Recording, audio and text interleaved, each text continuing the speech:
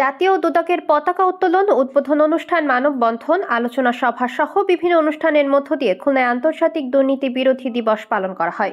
সোমবার সকালে খুলনা জেলা প্রশাসকের কার্যালয় চত্বরে এই কর্মসূচির উদ্বোধন করেন খুলনা বিভাগীয় কমিশনার মোহাম্মদ ফিরোজ সরকার। দিবসের এবারের প্রতিপাদ্য দুর্নীতির বিরুদ্ধে তারুণ্যের একতা, গড়বে আগামী শুদ্ধতা। জেলা প্রশাসন, দুর্নীতি দমন কমিশন ও জেলা দুর্নীতি প্রতিরোধ কমিটি যৌথভাবে এই অনুষ্ঠানের আয়োজন করে। দিবসটি উপলক্ষে খুলনা জেলা প্রশাসকের সম্মেলন কক্ষে আলোচনা সভায় প্রধান অতিথি বিভাগীয় কমিশনার কার্যালয়ে স্থানীয় সরকার বিভাগের পরিচালক মোহাম্মদ তবিবুর রহমান বলেন, দুর্নীতি কমিয়ে আনতে হলে আমাদের নৈতিকতার পরিবর্তন হওয়া প্রয়োজন। দুর্নীতি একটি সামাজিক ব্যাধি। নিজ নিজ অবস্থানে দুর্নীতিমুক্ত থাকতে হবে। দুর্নীতিকে নিয়ন্ত্রণে রাখতে হলে নিজ ঘর, অফিসে দুর্নীতি বিরোধী অভিযান করা প্রয়োজন। সদিচ্ছার মাধ্যমে দুর্নীতি দূর করা সম্ভব। দুর্নীতির বিরুদ্ধে সবাইকে সোচ্চার হতে হবে।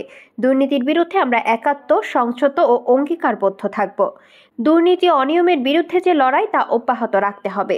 খুলনা জেলা প্রশাসক মোহাম্মদ সাইফুল ইসলামের সভাপতিত্বে অনুষ্ঠানে বিশেষ অতিথি বক্তৃতা করেন দুর্নীতি দমন কমিশন খুলনা বিভাগীয় কার্যালয়ের পরিচালক জালালউদ্দিন আহমেদ, অতিরিক্ত জেলা প্রশাসক নুরুল হাই মোহাম্মদ আনাস ও জেলা দুর্নীতি প্রতিরোধ কমিটির সভাপতি অধ্যাপক ডাক্তার মণিমোহন সাহা।